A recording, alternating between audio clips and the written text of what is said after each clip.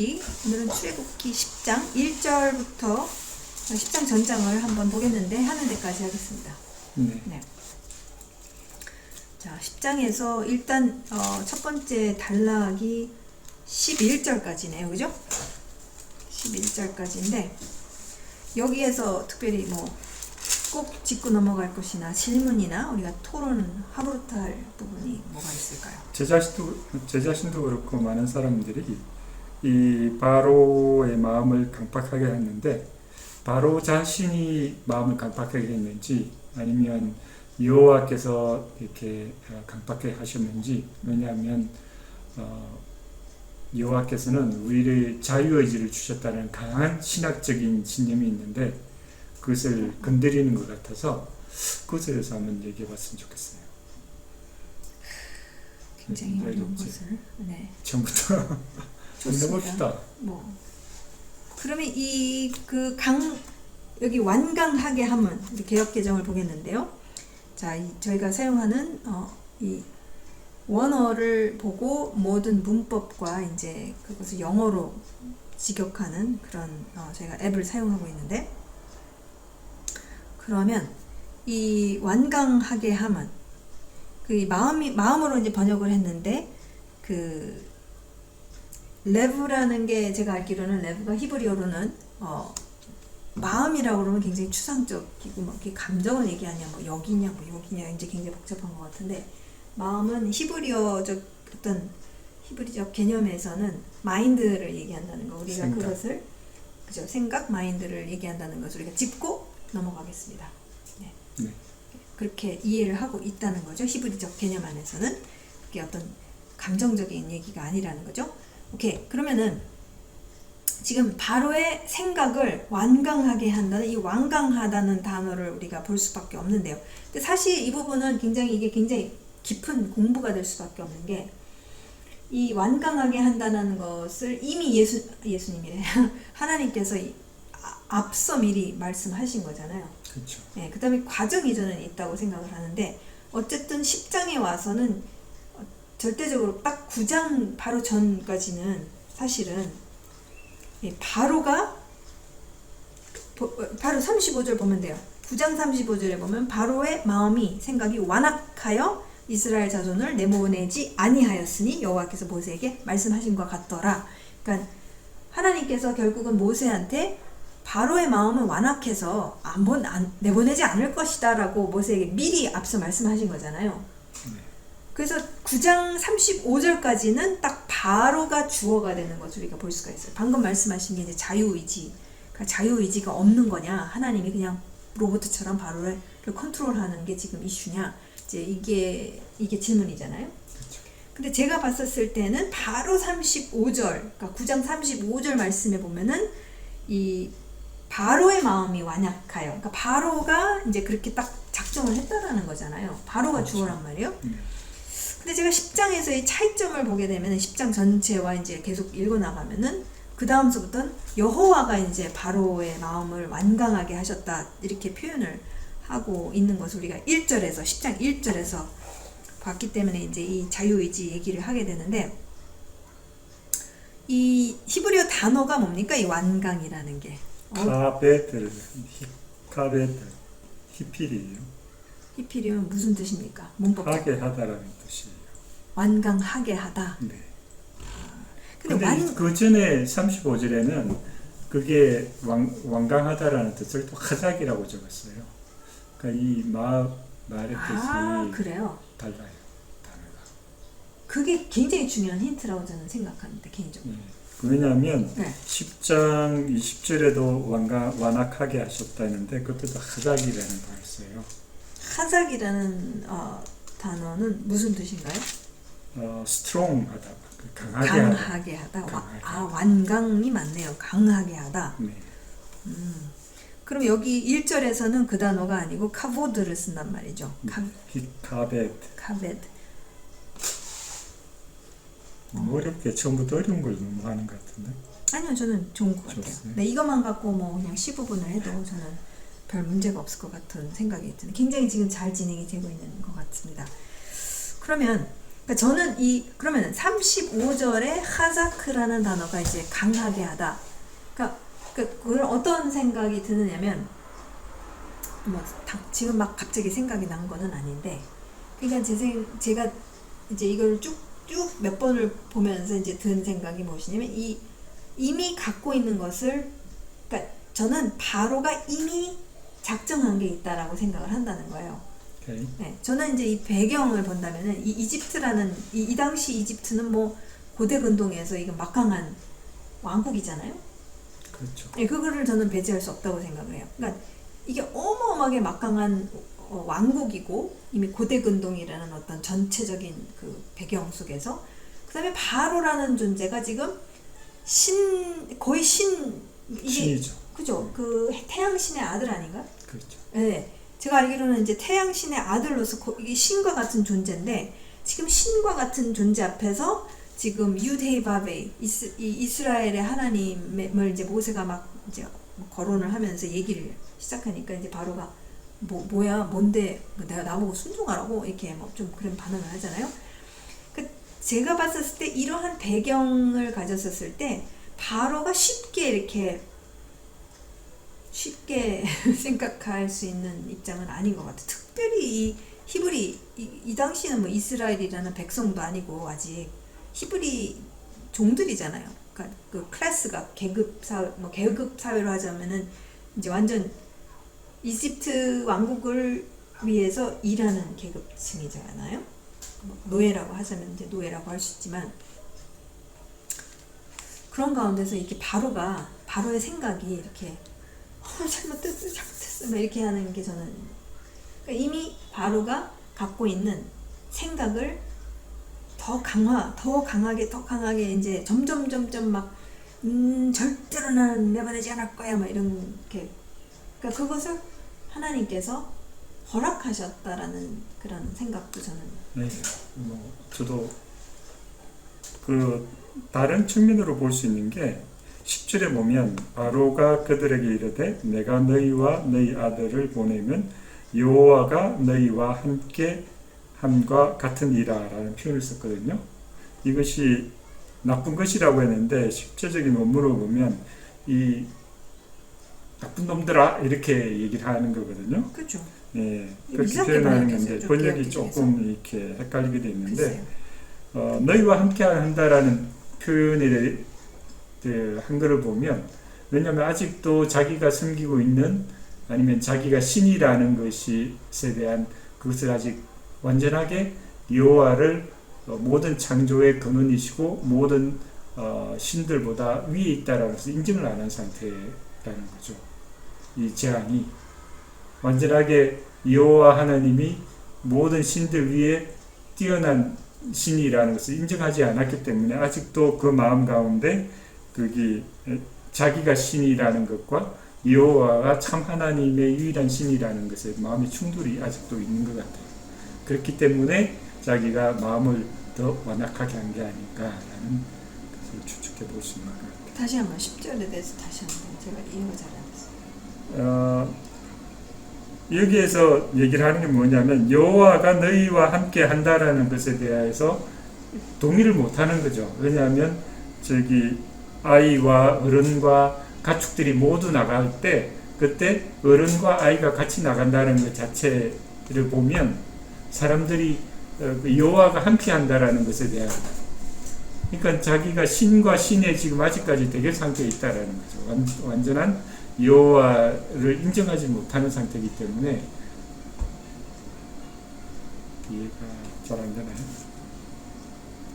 근데 저는 번역이 잘못됐다는 생각이 드는데. 그래요. 10절이 어떻게 되나요? 여기 앱에 보면은 He said to them, Adonai had better be with you when I let you go. When I let you and your little ones go. 정확히 이게 참, 제가 10절이 그냥 갖는 느낌은 뭐에 그런 표현이 있잖아요. 내 목에 칼이 들어 막 그런 거 있잖아요. 왜? 내가 너와 너의 꼬맹이들을 내가 보내는 거 내 목에 칼이 들어와도 뭐 그렇게 못하리라 뭐 좀 그런 뉘앙스가 저는 있는 것 같아요. 한국말로 보면 도무지 뭔 소리인지 모르겠는데 영어로 보면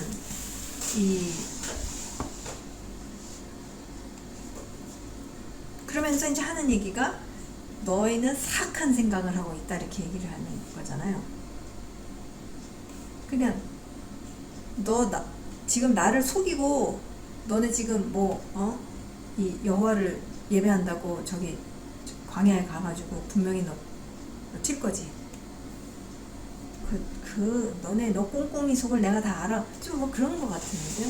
여기 영어를 보면 내가 너와 NASB인가요? NASB가 제일 여기는 마든 킹 제임스 버전인데요. 네. NASB로 보겠습니다. 네, NASB가 제일 영어로 보기에는 좀 어색해요. 너무 직역하는 식으로 이렇게 번역을 해놨기 때문에. 근데 가장 이제 문법적으로 바르게 If ever I let you and 그렇죠. your little ones go, the Lord be with you. Thus may the Lord be with you. 만약에 내가